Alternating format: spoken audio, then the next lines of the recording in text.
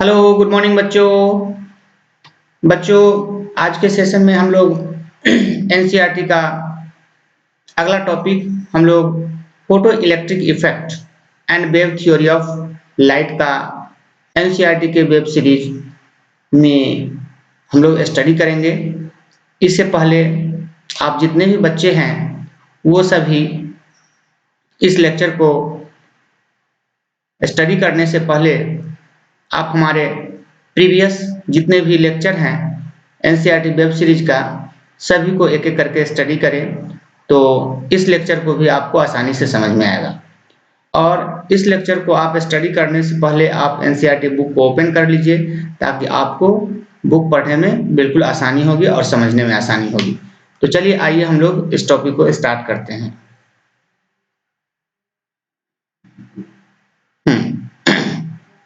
देखेंगे कि इसमें है photo electric effect and wave theory of light. दोनों को हम लोग यहाँ कंपाइल करके स्टडी करेंगे। तो देखिए इसमें कहता है कि the wave nature of light was establish by end of 19th century. 19th century के अंत में इस वेव थ्योरी ऑफ लाइट को एस्टेब्लिश किया गया था, जिसमें इंटरफ्रेंस, डिफ्रैक्शन और पोलराइजेशन की घटना को नेचुरल तरीके से एक्सप्लेन करने का प्रयास किया गया by picture of light, light के पिक्चर के माध्यम से। ठीक है, तो कहता है कि अकॉर्डिंग टू दिस पिक्चर, इस पिक्चर में क्या किया गया कि light is an electromagnetic wave. Light को इलेक्ट्रोमैग्नेटिक वेव के रूप में consisting of electric and magnetic field with continuous distribution of energy over the region of space over which the wave is extended. मतलब क्या किया गया कि इसमें जो है इलेक्ट्रोमैग्नेटिक वेव को कंसिस्ट किया गया, और ये जो इलेक्ट्रोमैग्नेटिक वेव है वो इलेक्ट्रिक फील्ड और मैग्नेटिक फील्ड के कंटिन्यूअस डिस्ट्रीब्यूशन से ही इलेक्ट्रोमैग्नेटिक वेव मिला। ठीक है, and region of space over which we have extended, और इसे जो है आगे एक्सटेंड किया गया। तो कहता है कि let us now see if this wave picture of light, इस वेव पिक्चर ऑफ लाइट को हम लोग can explain observation on photo electric emission gives in the previous section. इसे हम लोग फोटो इलेक्ट्रिक इमिशन के माध्यम से ऑब्जर्व किया। ठीक है, जिसे कि हम लोग फोटो इलेक्ट्रिक इमिशन को पिछले चैप्टर में हम लोग देखे थे।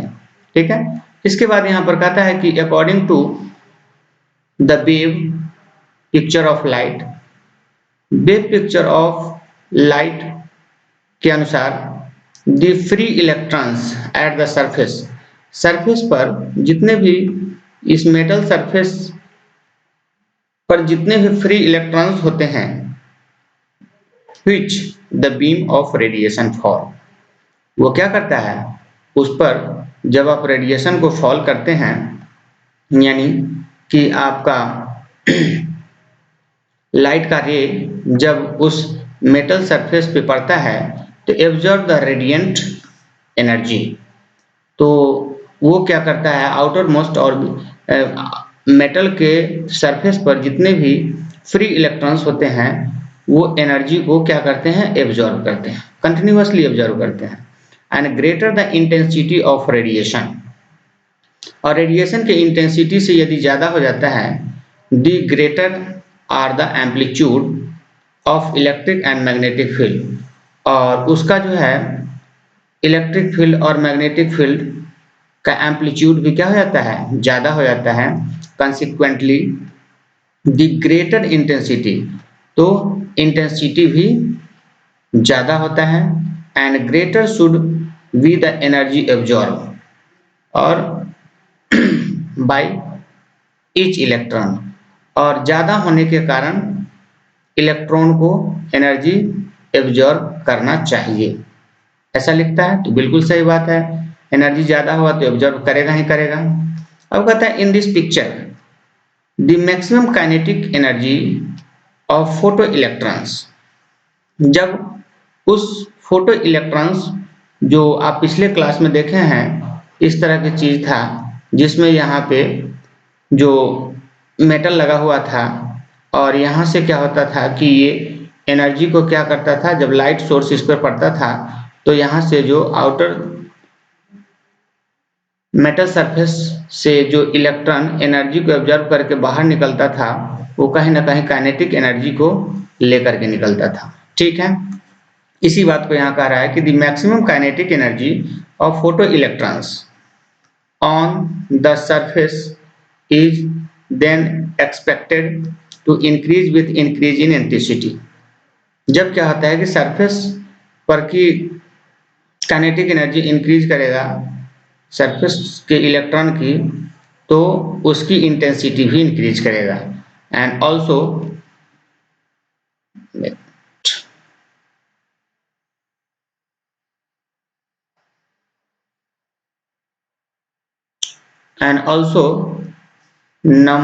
no matter what the frequency of radiation, तो फ्रीक्वेंसी ऑफ रेडिएशन का क्या मैटर है, is sufficiently intense beam of radiation over sufficient time. अगर सफिशिएंट टाइम में should be able to impart enough energy to the electron. Electron को एक sufficient time में enough energy यदि प्राप्त हो जाता है रेडिएशन से यदि एनफ एनर्जी प्राप्त हो जाता है so that exceed the minimum energy need to escape from the metal surface, तो उस इलेक्ट्रॉन को कम से कम इतना एनर्जी की आवश्यकता होती है कि वह मेटल सरफेस से आसानी से बाहर निकल सके, एस्केप कर सके। ठीक है, तो यहाँ पर था मेटल, यहाँ से आपको आसानी से क्या कर रहा था, रेडिएंट एनर्जी लेकर के और बाहर निकल जा रहा था। तो अ threshold frequency therefore should not exist, यहाँ पर कोई भी थ्रेशोल्ड फ्रीक्वेंसी एग्जिस्ट नहीं करता है। तो कहता है कि these expectations of the wave theory directly contradicted observations 2 and 3 give at the end of subsection। हम लोग 1, 2, 3 के एंड का जो सबसेक्शन है उसमें देखेंगे।